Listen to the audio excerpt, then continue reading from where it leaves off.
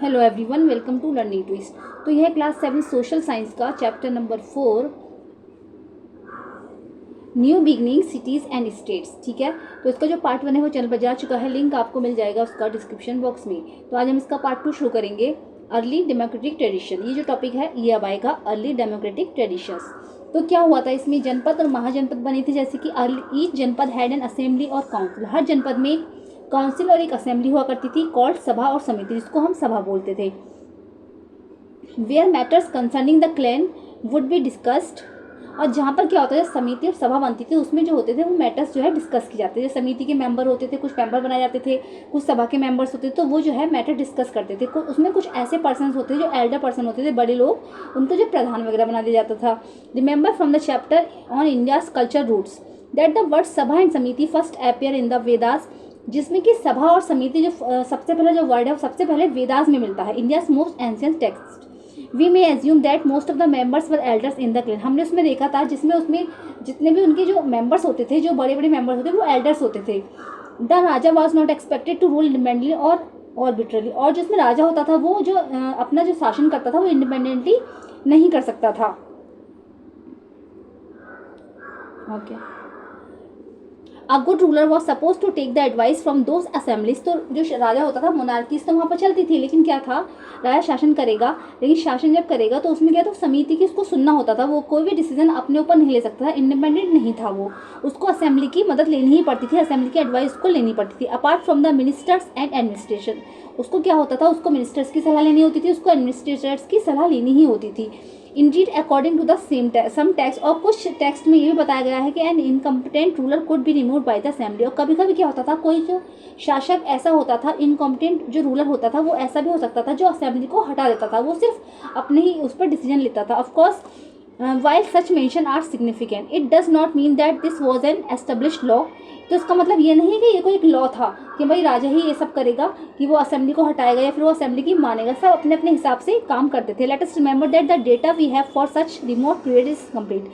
कुछ डेटा तो बताते हैं कि ऐसा होता था, राजा को असेंबली की जो है मदद लेनी होती थी, उसको असेंबली की एडवाइस लेनी होती थी। लेकिन कुछ डेटा ऐसे हैं जो बताते हैं कि वो असेंबली को हटा भी सकता था, वो सिर्फ अपनी ही चलाता था, अपनी ही सुनता था। इन द पॉलिटिकल सिस्टम, अगर राजनीतिक सिस्टम में देखें तो Mahajanapada expanded the basic principle of the janapada. क्या होता था, जनपद होते थे छोटे छोटे पहले, तो जनपद में जैसे कुछ लोग रहते थे अलग ट्रेडिशंस की, अलग अलग वेशभूषाओं, जैसे जनपद है, मान लीजिए ये जनपद है, एक ही जनपद है और ये जनपद है, तो इसमें जो है अलग तरीके के लोग रह रहे हैं, अलग अलग वेशभूषाओं के लोग रह रहे हैं, अलग अलग सोच के लोग रह रहे हैं। तो ये सब जो है मर्ज हो गए थे, महाजनपद, ये पूरा महाजनपद में बन गए थे, यानी मर्ज होकर एक महाजनपद बस गए। तो जनपद होते थे, महाजनपद होते, उसके बाद राजा का शासन आता था। सम वर इन इफेक्ट मोनार्कीज, कुछ में क्या होता था, मोनार्कीज चलती थी। इन the sense that the raja was the ultimate authority. Monarchy का मतलब है कि उसमें जो राजा ही सब कुछ होता था, राजा की पावर मान्य होती थी, राजा ही सब कुछ अपने चलाता था। Supported by ministers and N assembly, उसके पास मिनिस्टर्स की सपोर्ट्स होती थी और असेंबली होती थी उसकी। असेंबली की सुनता था वो, मिनिस्टर्स की सुनता था, और असेंबली में जो बड़े बड़े एल्डर्स होते हैं उनकी वो सुनता था। हिज पोजीशन वॉज हेरिडिटी, उसकी जो पोजीशन थी वो हेरिडिटी होती है। हेरिडिटी मतलब आनुवंशिक, जैसे कि राजा का बेटा ही राजा बनेगा। In the sense that a raja would assembly usually be the son of the previous one. राजा के बाद जो बेटा है उसका वो राजा बनेगा, मतलब कोई और अदर पर्सन नहीं बन सकता था, ये सब हेरिडिटी होता था। The king would collect taxes और रिवेन्यू, और राजा जो था वो टैक्सेस को कलेक्ट करता था, रिवेन्यू कलेक्ट करता था। मेंटेन लॉ एंड ऑर्डर, वो लॉ एंड ऑर्डर बनाता था। Get impressive fortification built around the capital, और वो अपनी राजधानी के चारों ओर इंप्रेसिव फोर्टिफिकेशन बनाता था। फोर्टिफिकेशन मीन्स मतलब जैसे किलेबंदी कर देता था, चारों तरफ बाउंड्री बनाता था वो इस तरीके से। And maintain an army to defend the territory और wage war with neighbouring ones, और अपनी आर्मी को मेंटेन करता था, जिससे कि अगर कभी हमारे राज्य पर आक्रमण हो जाए तो उसकी जो है हेल्प कर सके, जो उसके सिपाही वगैरह हैं वो उसकी हेल्प कर सकें, और उनको सैलरी भी दी जाती थी। इस तरीके से एक आर्मी मेंटेन होती थी। एज अ केस में भी मगध, कौशल और एंड अवंती। ठीक है, तो मगध कहाँ located, in the part of today's Bihar. Magadh जो है आज बिहार के पार्ट में था। Kaushala in part of today's Uttar Pradesh, जो कि उत्तर प्रदेश का एक पार्ट है। And Avanti in parts of today's Madhya Pradesh, जो कि मध्य प्रदेश का एक पार्ट है। Were among the most powerful such, ऐसे ही जो है शक्तिशाली स्टेट्स थे। कुछ स्टेट्स जो है पावरफुल थे, जैसे मगध हो गया, कौशला हो गया और मध्य प्रदेश हो गया। ठीक है, अवंती सॉरी इसमें है, कुछ पावरफुल स्टेट्स के नाम से जाने जाते हैं। हाउएवर एटलीस्ट 2 महाजनपद, जिसमें से 2 महाजनपद जो थे Vajji and the neighbouring Malla had a difference, इनका जो है अपना एक अलग सिस्टम था। द सभा और समिति had more power and took important decision, इसमें सभा और समिति जो थी ज़्यादा पावरफुल होती थी और ये इंपॉर्टेंट डिसीजन यही लेती थी। थ्रू डिस्कशन, ये लोग आपस में डिस्कशन के थ्रू जो है डिसीजन लेते थे। एंड इफ नेसेसरी, और अगर ज़रूरत है तो थ्रू वोट, तो वोटिंग के थ्रू इनकी जो है डिस्कशंस होते थे। वोट दे दिया भाई कि हमें ये चीज़ अच्छी लग रही है तो वोटिंग करते थे ये लोग, तो अगर जिसकी ज़्यादा वोट पड़े वही उस बात को रख देते थे कि हाँ भाई ये बात चलेगी। Surprisingly this included a selection of the, इस सरप्राइजिंगली क्या था, वोटिंग के थ्रू ही राजा का सिलेक्शन होता था। This means that those mahajanapada which were called गन्स और संघ वर नॉट मोनार्कीज, इसका मतलब यह है कि जिन महाजनपद में जिनको जो है जनास और संघ के नाम से जाना जाता था वो उनमें उनके अंदर जो है मोनार्कीज नहीं थी। मोनार्कीज का मतलब मैंने बता दिया है कि राजा का शासन उसमें होता था। There functioning might be called democratic, तो वहाँ पर जहाँ पर मोनार्कीज नहीं थी तो वहाँ पर डेमोक्रेटिक होता था, डेमोक्रेसीज चलती थी, यानी कि लोग जो है वोटिंग के थ्रू अपना जो है निर्णय देते थे।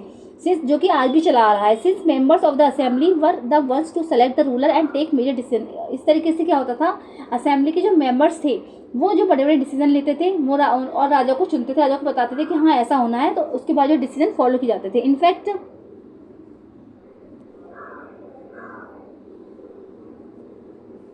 Scholars have often called them early republics, इसीलिए स्कॉलर्स, बहुत सारे स्कॉलर्स ने इसको अर्ली रिपब्लिक भी माना है। As they are lead one of the earliest such system in the world, जो कि वास्तव में संसार का सबसे ज़्यादा पुराना जो सिस्टम माना गया है, अर्लीस्ट सच सिस्टम, ऐसा ही सिस्टम जो संसार में आज भी चला आ रहा है। डेमोक्रेसी तो चलती है आज भी देश में, तो उसी तरीके से बताया गया है कि हाँ ये सिस्टम चला आ रहा है। मोर इनोवेशन, ऐसे ही क्या है, नेक्स्ट टॉपिक आएगा मोर इनोवेशन। तो इसमें क्या हुआ, इनोवेशन का मतलब बहुत सारे इनोवेशन भी इस काल में हुए, पीरियड्स पे हुए, जैसे कि the age of janapada and mahajanapada was the an age of the profound change. Janapada और महाजनपद का जो एज थी, जिसमें जनपद बने महाजनपद बने, तो इसमें क्या हुआ था, इसमें जो बहुत सारे चेंजेस भी हुए, जैसे कि which would impact Indian civilization until present time, जिसने कि इंडियन सिविलाइजेशन को बहुत ज़्यादा प्रभावित किया, जो कि आज भी इस पर इफेक्ट डाल रहा है। In the chapter India's culture roots in grade 6 का जो चैप्टर है India's cultural roots, we saw the emergence of several new schools and thought, तो हमने उसमें बहुत सारे नए नए स्कूल्स और नए नए थॉट्स की जो स्कूल्स बने थे वो देखे, जैसे कि लेट वैदिक, Buddhist, Jain in particular and their respective literatures. तो क्या था लेट वैदिक, जिसमें क्या था, ऐसे ऐसे स्कूल्स पे जैसे मतलब वेदों की शिक्षा दी जाने लगी, बुद्धिस्ट की शिक्षा होती थी, जो बौद्ध धर्म था वो बहुत ज़्यादा पॉपुलर जाने लगा, जैन इन पर्टिकुलर कहीं कहीं पर जैनिज्म चलने लगा, एंड देयर रेस्पेक्टिव लिटरेचर, और कहीं कहीं पर लिटरेचर्स भी चलता था। तो ऐसे ऐसे स्कूल्स जो है बहुत ज़्यादा बने। Those schools disseminated their teachings and literature through scholar, इन स्कूल्स ने जो अपनी शिक्षाएं थी वो स्कॉलर्स के जरिए जो दूर दूर तक फैलाने का प्रयत्न किया। Monks and nuns travelling across India, people undertaking pilgrimage, Monks और नन्स जो थे, इन स्कूलों के जो मॉन्क्स थे, जो बौद्ध भिक्षु होते हैं, मॉन्क्स जो होते हैं बौद्ध भिक्षु, तो जो बौद्ध भिक्षु थे और जो नन्स थे वो इंडिया में ट्रैवलिंग करते थे, अक्रॉस इंडिया में करते थे, और उन्होंने क्या करा, तीर्थयात्रियों को जो है संदेश पहुंचाने शुरू किया, अपनी शिक्षाएं वो इधर बांटते थे, वो जाते थे एक स्थान से दूसरे स्थान पर अपनी शिक्षाएं जो है वहाँ जाकर फैलाते थे। Indian art also underwent a renewal, it will blossom the age of empires, वहाँ पर क्या हुआ, इंडियन आर्ट जो है बहुत ज़्यादा पॉपुलर हुई, उसने भी मतलब कहते हैं एक खिला खिला सा रूप बना, it will blossom in the age of, और इसने क्या हुआ, उसके बाद जो है जब जनपद बने, महाजनपद बने, उसके बाद फिर एम्पायर्स बनने शुरू हुए, जिससे कि वो वहाँ पर जो है सारा जो माहौल था, it blossom in the age of, उसने एक नए रूप का शुभारंभ किया।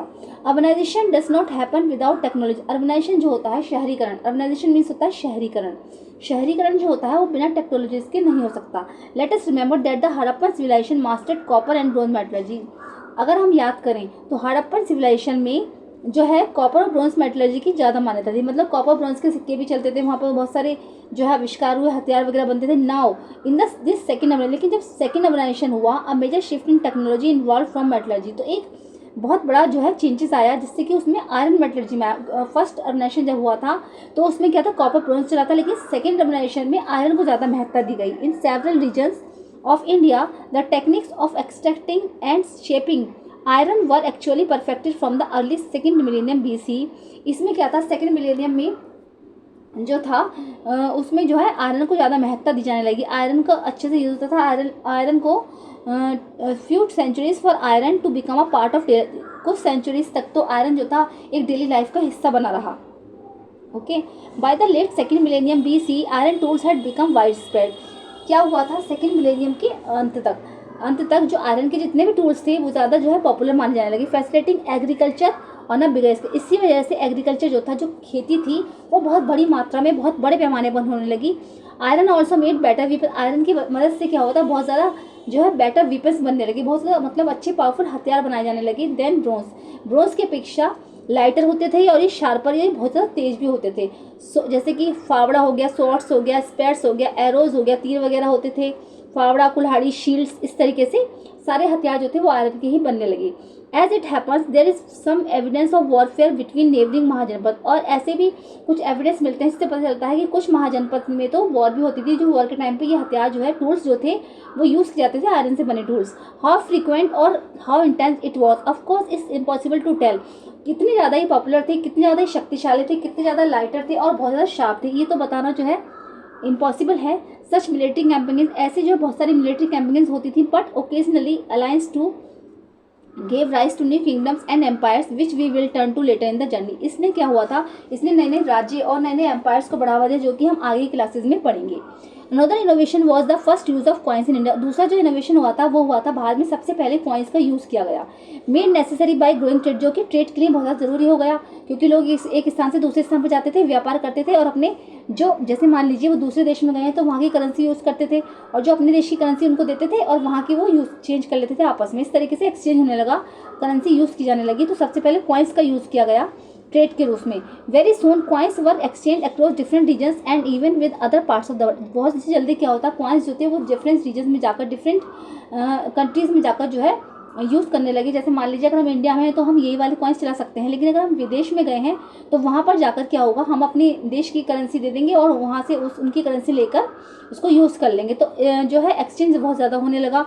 The first Indian coins were made, जो सबसे पहला इंडियन कॉइन्स बना था वो बना मेड ऑफ सिल्वर, जो कि सिल्वर का था। A soft metal into which symbols could be punch, एक सॉफ्ट मेटल होती है जिस पर जो है सिंबल्स पंच किए हुए थे। They are called punch marks coin, जिनको कि पंच मार्क्ड कॉइन कहा जाता है। लेटर कॉइन्स ऑफ, उसके बाद coins of copper, gold and other metals were also made, उसके बाद कॉपर, गोल्ड और दूसरी जो मेटल्स थे उनके भी सिक्के बनाए जाने लगे। Generally mahajanapada issued its own coins, generally क्या हुआ था, महाजनपद ने अपने कॉइन्स जो है इशू कर दिए। But coins from neighbouring regions were used as well as exchange in trade, लेकिन जो दूसरे देशों के कॉइन्स थे वो आपस में एक्सचेंज होकर ट्रेड जो था, ट्रेड में बहुत ज़्यादा मदद मिली, क्योंकि लोग व्यापार करते थे, एक स्थान से दूसरे स्थान पर जा रहे हैं, करेंसी चेंज कर रहे हैं, तो उससे उसमें बहुत ज़्यादा मदद मिली। कुछ महाजनपद ऐसे थे जिन्होंने कुछ अपने जो कॉइन्स थे वो भी निकाल दिए थे, अपने उन्होंने इशूज़ किए थे। ठीक है, चलिए अब ये एक टेबल आ रही है, fill up the following table with the yes और नो इन, इस आपको जो है इसमें येस और नो लगाना है, which provides an interesting comparison between these two phases of Indian civilization. जैसे कि आपको हमें ये बताना है, जैसे ये टेबल है तो बताना है फर्स्ट अर्बनाइजेशन में ये हुआ था या नहीं, सेकंड अर्बनाइजेशन में ये हुआ था या नहीं। फर्स्ट अर्बनाइजेशन जो मैं बता चुकी हूँ इंडस वैली सिविलाइजेशन थी सबसे पहली, फिर सेकंड अर्बनाइजेशन बाद में शुरू हुआ था। अर्बनाइजेशन मीन्स होता है शहरीकरण, ठीक है। तो सबसे पहले आएगा गंगा प्लेन्स, तो गंगा प्लेन्स का जो हुआ था वो सेकंड अर्बनाइजेशन में ही शुरू हुआ था, क्योंकि लोग यहाँ पर जो है गंगा प्लेन्स के आसपास आकर बस गए थे, क्योंकि यहाँ पर पानी की सुविधा अच्छी थी, यहाँ की जो लैंड थी वो बहुत ज़्यादा फर्टाइल थी, उपजाऊ थी, तो लोग इसीलिए यहीं पर आकर बस गए। तो इसलिए वहाँ पर जो है कहते हैं नदियों के आसपास ही लोग अपना घर बसाते हैं, तो शहरीकरण वहीं से शुरू हुआ था। तो यहाँ पर टिका जाएगा और यहाँ पर आएगा क्रॉस, ठीक है। मोनास्ट्रीज जो थी वो थी सेकेंड अर्बनाइजेशन में, यहाँ पर भी क्रॉस हो जाएगा। लिटरेचर जो थी, लिटरेचर फर्स्ट में भी थी और सेकंड में भी थी, क्योंकि लिटरेचर में फर्स्ट अर्बनाइजेशन में राइटिंग का बहुत महत्ता दी गई थी और सेकंड अर्बनाइजेशन में भी लिटरेचर की जो वेद बने थे, उपनिषद थे, सब सेकंड में थे। ट्रेड, ट्रेड दोनों में ही होता था, फर्स्ट में भी होता था, सेकंड में भी होता था, ठीक है।